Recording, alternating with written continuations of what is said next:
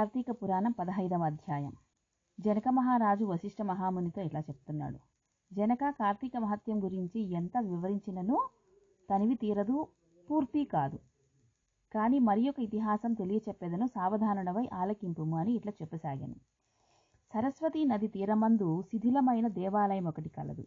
ఒక యోగి పుంగవుడు ఆ దేవాలయం వద్దకు వచ్చి కార్తీక మాసమంతయు అచటనే గడపాలని నిర్ణయించుకొని ఆ పాడుబడి ఉన్న దేవాలయాన్ని శుభ్రంగా ఊడ్చి నీళ్లతో కడిగి బొట్లు పెట్టి పక్క గ్రామమునకు వెళ్లి ప్రమిదలు తెచ్చి దూదితో వత్తులు చేసి దీపములుంచి స్వామిని పూజించుచు నిష్ఠతో పురాణంను చదువుచుండెను. ఈ విధంగా కార్తీక మాస ప్రారంభం నుండి చేయసాగెను. ఒక రోజున ఒక మూషికం అంటే ఎలుక ఆ దేవాలయంలోకి ప్రవేశించి తినడానికి ఏమైనా దొరుకుతుందా అని నలుమూలలా వెదికి చివరకు ఏమీ దొరక్క ఒక ఆరిపోయిన ఒత్తిని ఆహారమనుకుని తన నోట కరుచుకొని వెలుచుండగా పక్కన వెలుగుతున్న మరొక దీపానికి ఈ ఒత్తి అంటుకొని వెలిగింది.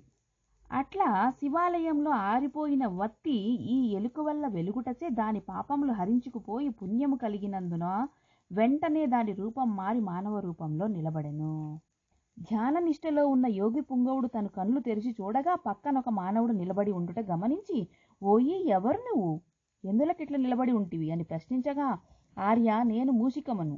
రాత్రి ఆహారాన్ని వెతుక్కుంటూ ఈ దేవాలయంలోకి ప్రవేశించి ఇక్కడ ఏమీ దొరకపోయినందువల్ల నెయ్యి వాసనలతో ఆరిపోయిన ఒక వత్తిని తినాలని దాని నోట కరిచి పక్కనున్న దీపం చేత నిలబడి ఉండగా నా అదృష్టము కొలది ఆ వత్తి వెలుగుటచే నా పాపములు పోయి పూర్వజన్మం ఎత్తి తిని.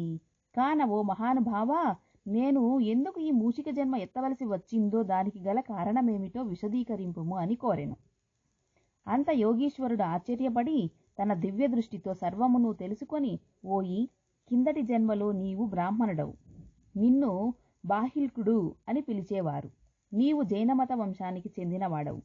నీ కుటుంబాన్ని పోషించుటకు వ్యవసాయమును చేస్తూ ధనాశాపరుడవై దైవ పూజలు నిత్యకర్మలు మరిచి నీచుల సహవాసం చేసి మంచివాళ్లను యోగ్యులను నిందించుచు పరుల చెంత స్వార్థచింత కలవాడవై ఆడపిల్లలను అమ్ముతూ దానివల్ల సంపాదించిన ధనాన్ని కూడబెట్టుచు సమస్త తినుబండారాలను కడు చౌకగా కొని తిరిగి వాటిని ఎక్కువ ధరకు అమ్ముతూ అట్లా సంపాదించిన ధనాన్ని నీవు అనుభవించక ఇతరులకు ఇవ్వక ఆ ధనము భూస్థాపితము చేసి పిసినారివై చివరకు మరణించి ఈ ఎలుక జన్మమెత్తితివి.